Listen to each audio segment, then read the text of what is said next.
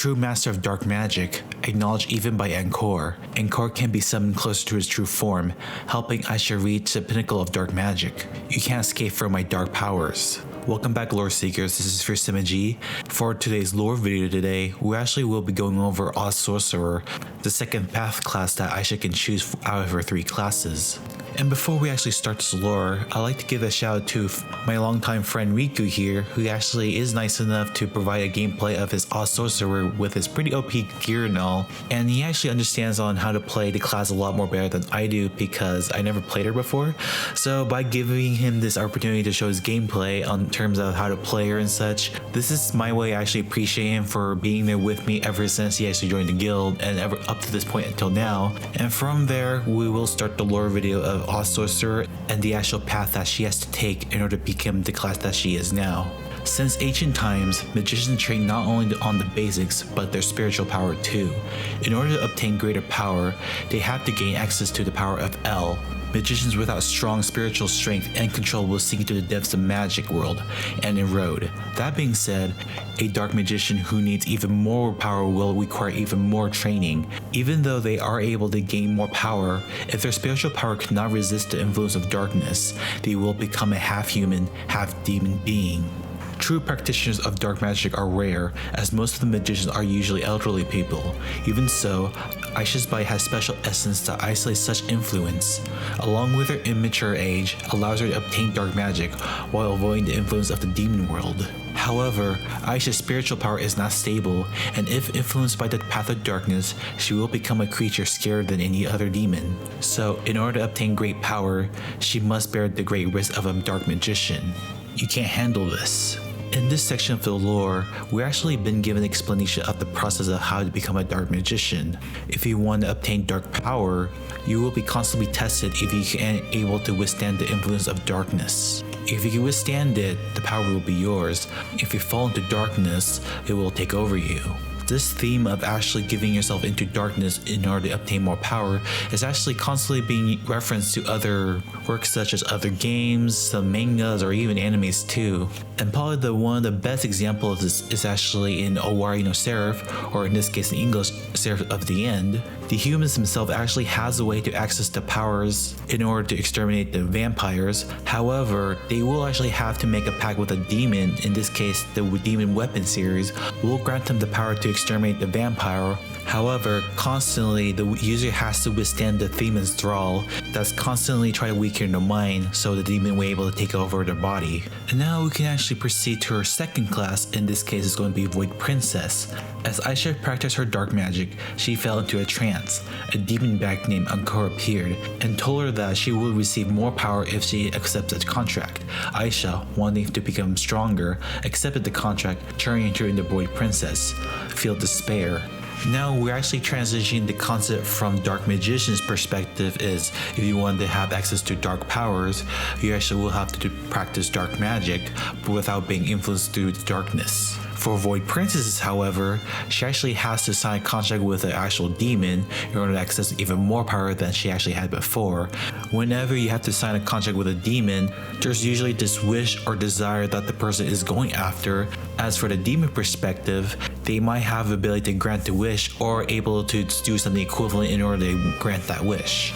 Hence why the demon contract comes into play, as both sides actually have their needs and they also have to set certain conditions in order to make the contract complete. As revealed in the 4th volume of L-Type and also the Void Princess concept art, the actual contract that Encore proposed is actually the following. The first contract is to bring Petite Encore into her world.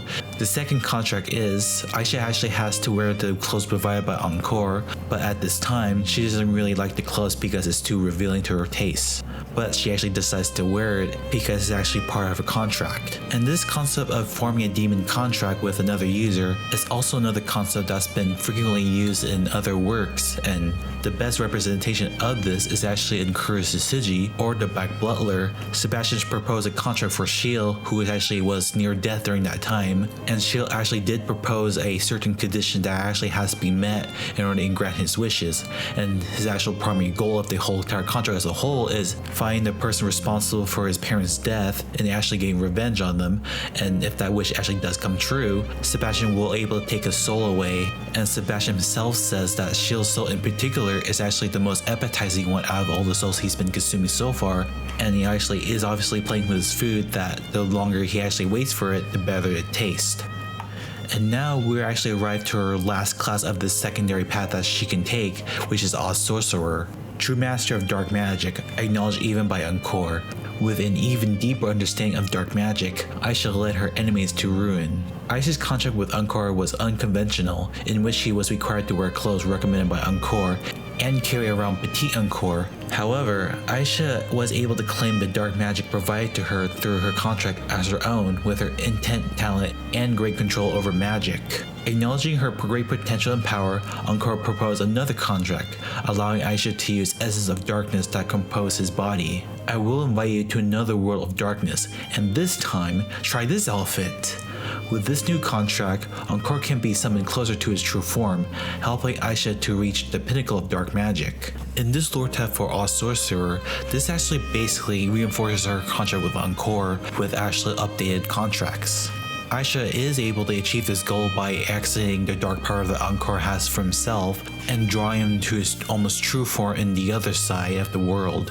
And as part of the new contract, he also proposed to Aisha to wear this new costume to her, but there is no source out there that actually shows her opinions if she actually likes her or not, but she actually wears the costume anyway, as she almost has the near infamous dark power that she ever wanted ever since. So judging by the whole entire lore of Oz Sorcerer, we can almost pretty much assume that Encore is probably one of those type of people that are actually obsessed of dressing up other people, and as shown for his Void Princess and Oz Sorcerer, so far 2 costumes have actually been made exclusively for Aisha for her to wear as per contract, and who knows if he actually has more costumes for her to wear in the future if we actually have a release of 4th classes that we probably might not get or be able to get in the future. But in terms of the lore story, he might actually have millions more in his closet of wardrobe in the other world that he lives in.